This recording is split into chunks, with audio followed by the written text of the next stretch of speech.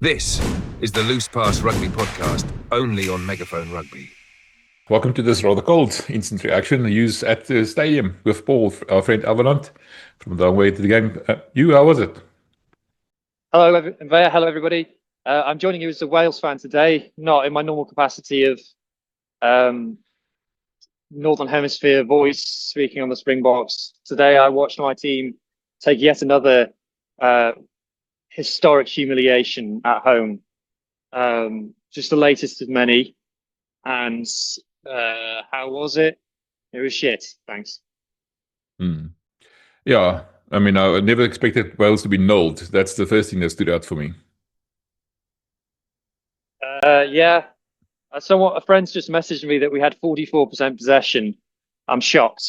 I think that time must have been mostly own scrum put-ins that we had. I don't know where the other percentage of possession has come from. Certainly in the first half, I thought it would have been more like 2% possession. You guys just had the ball. I genuinely think that on the 70th minute after you scored that last try, you got bored. Sasha was just trying to do 50-22s from his own 10-meter line just to see if he could do it. Silly tap and goes, it was tough. And we didn't look like scoring a try at any point. With our starting midfield combinations on, they tried some cross kicks that were terrible and rubbish. We had a couple of nice ones in the second half, but by then it was too late. And just a complete forward destruction, demolition, death on the pitch. And yeah, like I said, we never looked like close to scoring. When we did late on in the game, Dowie Lake takes a tap and go because we can't go to the line out because we'll get shoved backwards, and we can't go to the scrum because we got shoved backwards. So you went to the tap and go and got shoved backwards. So yeah, I'm kind of not surprised that we got nilled, to be honest. That's what I was expecting, if I'm brutally honest with you. Yeah, I got a bit of flack for saying that, and one of my other podcasts, that I think the Springboks might score 100 points. So I'm a little bit shocked that they didn't. And like you said, I think maybe they lost concentration. And it's not a reflection on this Wales team. I mean, this is not your first choice players. They haven't had time to prepare, to play together. Let's give them credit. They fought till the end. And I think the Springboks just lost a bit of concentration then. Just on your team, you'd mentioned when we spoke earlier this week in the loose pass that you guys had 4 10s in your squad. For a 10, a 10, a 10, a 12, a 10, a 22, and a 2023. Did you see any logic behind that in the game play out at all? Not really. Towards the end, Ben Thomas came on at fullback. So we had 3 10s on the pitch.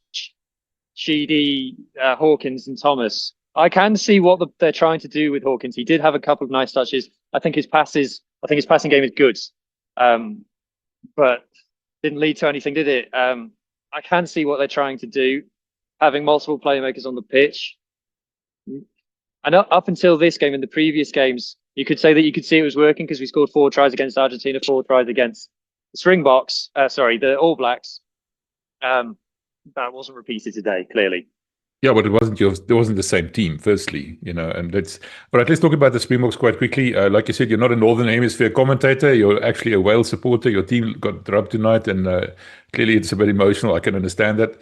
I got a small taste of that today when my Bulls lost at Loftus to the Lions at home. I mean, it's not nearly the same, but I can understand where you're coming from. Just your overall impressions of the Springboks side. People were worried about this team being a bit of a ragtag, maybe a bit of a couple of misfits, but not really. They were impressive. I didn't see that at all, especially not in the starting team. I don't know if you can hear any cheering and stuff, but it's all Springboks fans down there. You can't see because the fence is in the way, but all down there is Springbok fans singing and dancing.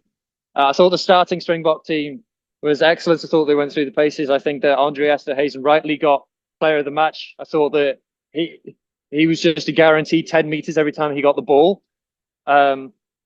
Sasha obviously got his points. I don't know how many points Sasha ended up with in the end. Do you know? No, I don't know. I'll have to go check. A lot. He needed something like 45 to become the top point scorer in Test Rugby in 2025, and I don't think he got quite that many. But I do think that he's ended up joint top try scorer in Test Rugby in 2025. Yeah, he scored his 8th try. 9th. The 8th was the first one. The second one, I think, was the 9th try. I might be mistaken. He's still one behind Lou Bielbiore then, but yeah, not bad for number 10. Yeah, and I thought the centres were good for you. I thought Moody struggled a little bit. He had a couple of bad touches. I think Hooker, I can see why people expect Ethan Hooker to end up in the centres, because on the wing, he's clearly got the pace and he's got physicality to just go over people. However, his footwork, I think, isn't... I mean, it's not Cheslin Colby, put it that way. I think there were times when he had a one-on-one. I would have liked to see him try and stand up the players. Like, he had a break and he was one-on-one with Blair Murray and he's passed inside to Ruan Norkia. And Blair, what's the number one rule of line breaks? Never pass to a second row. So I think you can see why. But, the stats before the game said that the average weight of the Springbok backline was 100 kilos. And the average weight of the Welsh backline was 89 kilos. That's a big difference. It's 10%, but then you consider it's never going to be below 80. It's as big as realistically you're ever going to see. So I think the Springboks can be happy for that. Clearly an exceptionally well-coached team. Clearly the scrum was on top. There was one scrum where you actually lost 2 scrums in the first half. The first of which you were free kicked. I think that the referee did us a massive favour, us being Wales. That's a massive favour on that one. I thought you were well on top on that one. But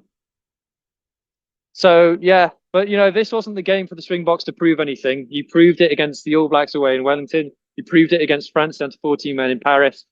This was a victory lap.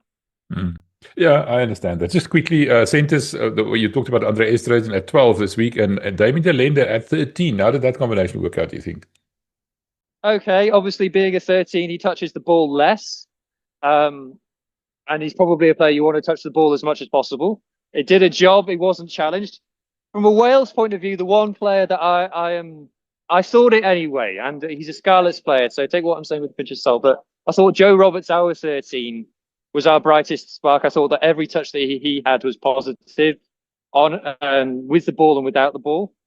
But I think that de Allende did what was required today. It was a bit of an armchair ride for him, to be honest.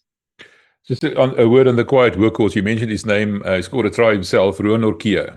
I mean, for me, probably the find of the season. I know you played for it last year, but this year he really stepped up and made the jersey his own. Yes, I 100% think he's made his jersey his own. I've been saying, check the tapes, check the receipts. I've been saying that, Andre, I've switched hands, by the way, because one hand was getting very cold. Ruan Norkia, the Springboks best 15 always contains Ruan Norkia every day of the week, in my opinion. And yeah, we got to try today.